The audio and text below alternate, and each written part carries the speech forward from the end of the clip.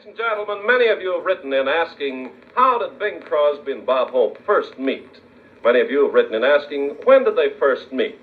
Many of you have written in asking, why did they first meet? That's enough meat. Let's get to the potatoes. Do you mind? Many of you have asked, how did Bob and Bing first meet Dorothy Lamour? The other questions will be answered in an original play entitled The Road to Hollywood, starring Bing Crosby, Bob Hope, and Dorothy Lamour. Music, Mr. Trotter.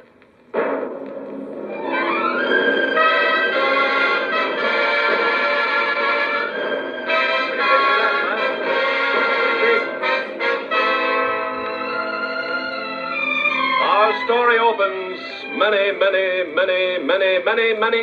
years ago. So many years, please. We find Bing Crosby driving westward from New York City. He's flopped on Broadway, the boulevard of broken dreams. And now, practically penniless and in very low spirits, he pulls into a small garage on the outskirts of Cleveland, Ohio.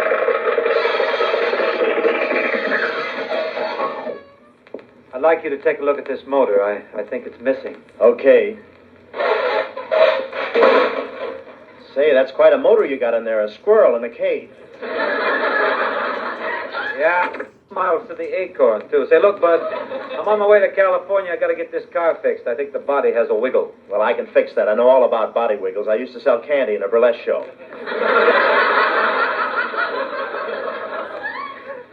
Say, you're a pretty good mechanic, aren't you? Mm-hmm. That nose of yours ought to be great for changing tires. And that ain't all. You should see it siphon gas. That's where I read.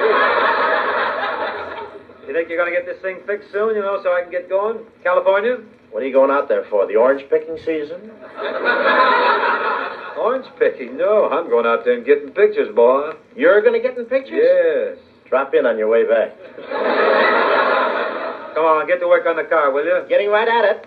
There we go. Moving right.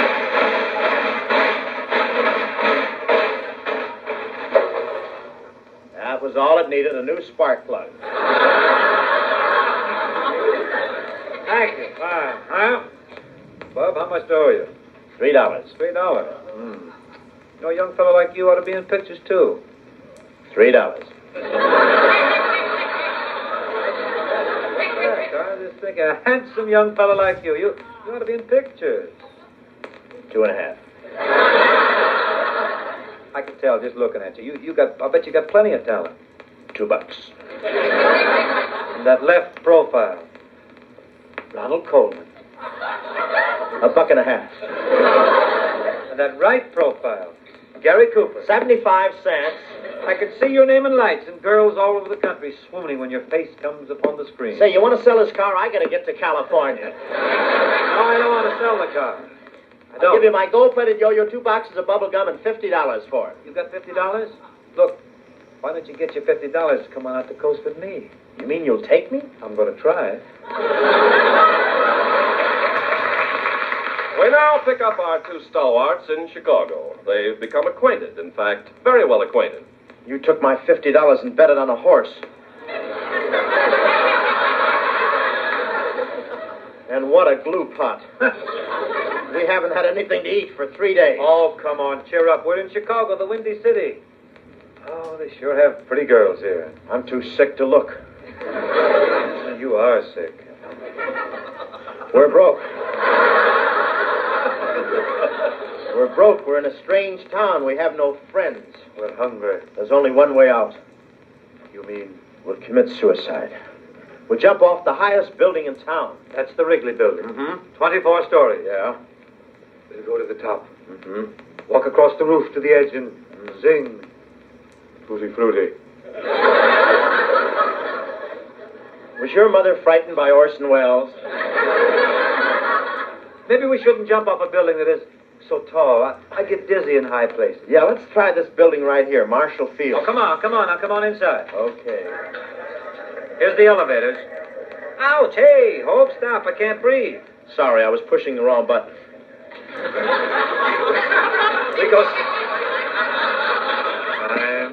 We go straight through. Sorry, I was pushing the wrong button. I'd like to try it again if you don't mind.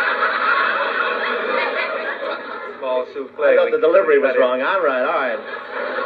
Straight we go to the roof, huh? Right to the roof. Nothing will stop us. Take that egg with us. Right.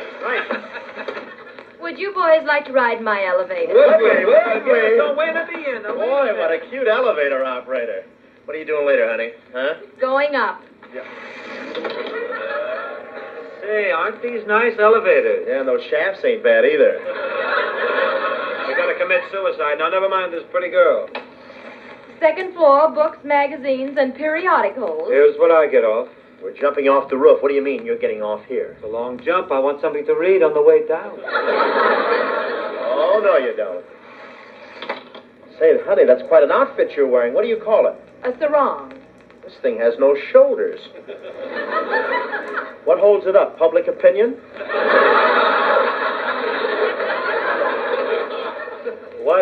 What's your name, sweetie? Dorothy Lamour. Lamour, that's French for love, shall we? Well, here's the roof. Bon voyage. Say, Bob, I just thought of something. There's no sense in being too rash about this thing. You jump off the roof today, I'll jump off tomorrow. Oh, no, you bet my money on that horse and you jump first. Well, that's why I want to stick around a little more. The horse may come in. Could be. Not for those 3 legs. You take the leap today. I want to read about you in the papers. Besides, Dorothy here would be lonesome with both of us gone. Go on, jump. Say, honey, how about you and me having dinner tonight, huh? All right, come on, Hope. Kiss me goodbye and jump. Oh, but I can't kill myself. What'll become of the baby? Think of the baby. What baby? My mother's baby, me. I'll tell you what, fellas. I work in a little nightclub when I finish here. Why don't you drop in there tonight and we'll talk this all over? Okay. Where do you work, honey? Society Kid Hogan's Classy Cabaret. Oh, it's a date. We'll get our brass knuckles and meet you there at 8. Inasmuch as the boys are practically starving, we take you immediately to Society Kid Hogan's Classy Cabaret.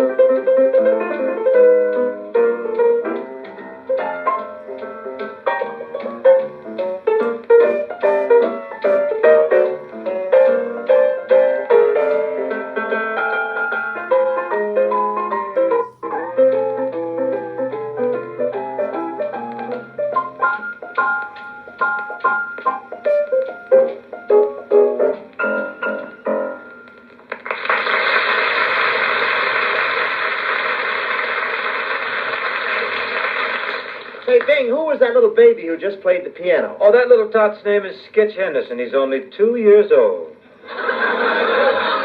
Oh, that's a cute tuxedo he's wearing with the satin lapels and the diapers. Isn't that cute? I'll bet he's the only musician that Petrillo has to burp.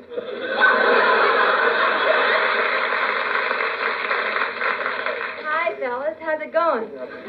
Call a waiter. I'm starving. How can we eat? We haven't got any money. Well, Dorothy works here. We can order some food and have him take it out of her salary.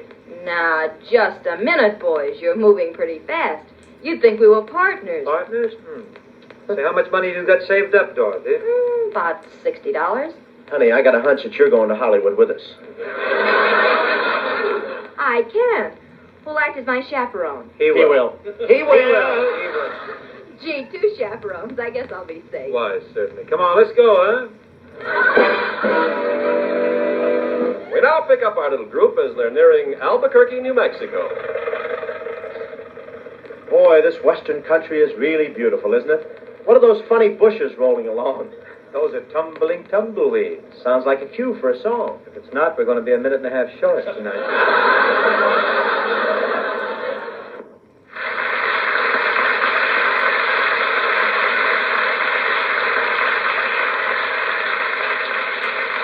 18 days after leaving Chicago, our nomads of the open road reach Albuquerque, New Mexico, where they're forced to sell their car for obvious reasons.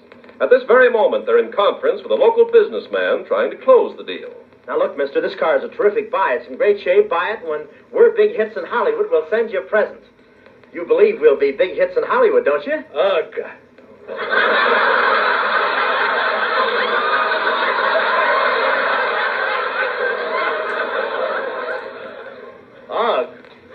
Why don't you think we'll be big hits?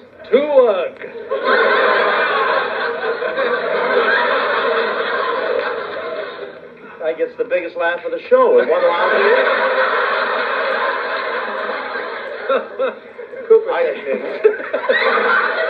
Are you the smiling Irishman? No, me nasty Navajo. Yes. You don't like our car, huh? What makes big smoke come from motor? This is a Stanley steamer, Chief. Yeah. Think of all the smoke signals you'd be able to send with a car. You know, it's all... Oh, yeah. Oh,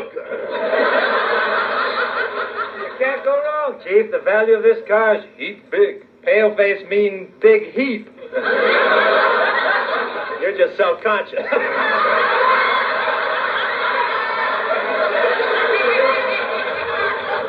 Hurry up and tell him. I'm getting tired of holding up this rear axle. Chief, this is the car for you. Listen to this horn. Me like that. Me call. Wait here. I bring wampum from TP. I was bat boy for the Cleveland Indians. Can I let go of this axle now? Now, hold on. Wait a minute. Here he comes. Oh, and look at the bundle he's got in his arm. There ought to be a lot of greenbacks in that package, boy. Yeah. You take wampum. Me take car for a ride. Thanks, Chief, and happy landings. Come on, lift that bundle open. It must be loaded with dough. Oh, boy, there's got to be plenty of loot in here. Hey, we've been scalped. This isn't dough. It's 3 Indian blankets.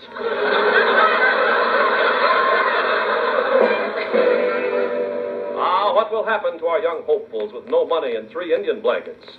Will they get a job standing in front of a cigar store? No. Will the fickle finger of fate keep them from reaching Hollywood, their dream city?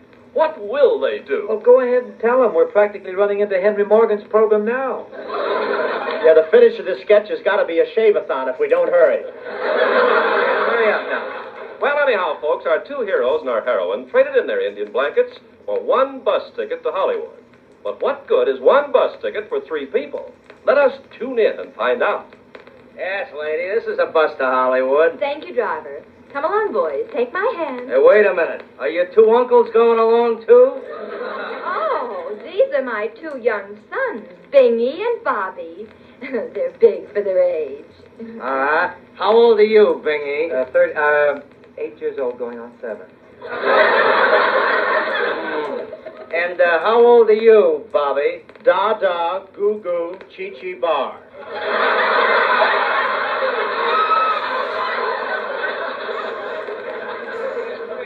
Little Bobby, he doesn't talk very well, does he? He's chewing tobacco. Well, all right, lady. You can take him on the bus, but they'll have to sit on your lap. I'll take it.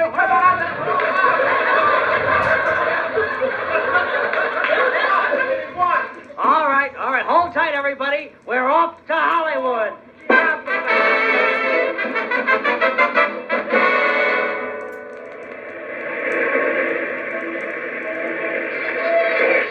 All right. All out. Hollywood. Oh, boy. Come on, Mama. Come on, Ma. Shake a leg. I won't be able to move for a month. Come on. Look where we are. Paramount Studios. Oh, we could never make good at Paramount. We don't know anybody on the inside. We don't have to with what you got on the outside. Come on. Paramount Studios.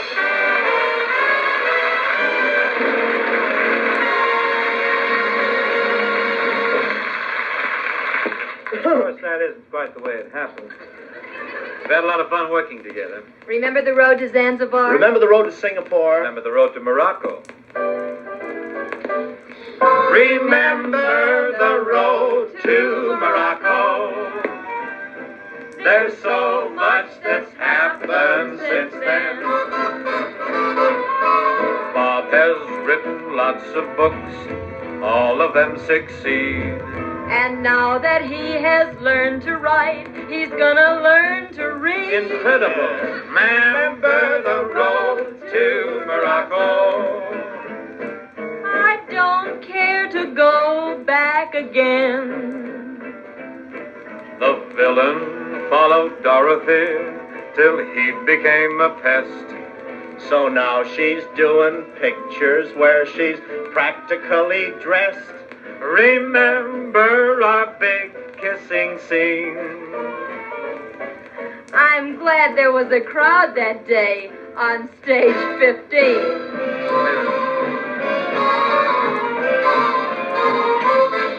Remember the road to Morocco.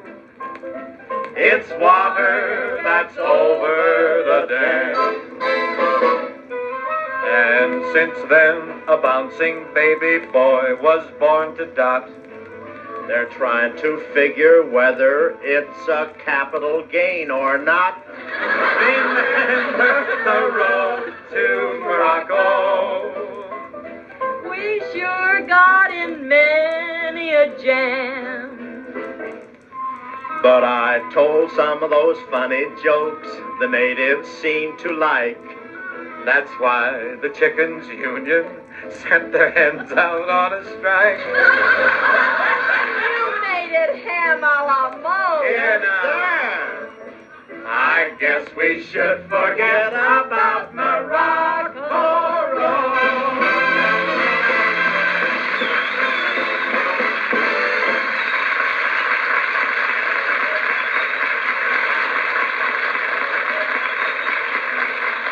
And so, ladies and gentlemen, ends our little vignette. Here is your Philco man. If tonight's drama inspires any of you listeners to take the road to Hollywood yourselves, don't forget that nowadays Philco's new portable radio is standard equipment for traveling anywhere. And while we're looking back along the road, let me remind you that Philco pioneered the modern portable radio that plays on its own batteries, along with such other Philco firsts as the original of all table model radios, the famous Philco Baby Grand, the first practical automobile radio, the modernized radio phonograph with no needles to change. These and many other electronic achievements have made Philco today the world's largest radio manufacturer, the undisputed leader of the radio industry since 1930. Because the greatest achievements in radio tone, performance, and value have come from the Philco laboratories first. Always thinking ahead, Philco gives you tomorrow in your radio set today. So when you look for your new radio or radio phonograph now, look at the leader first. Look at a Philco, famous for quality the world over.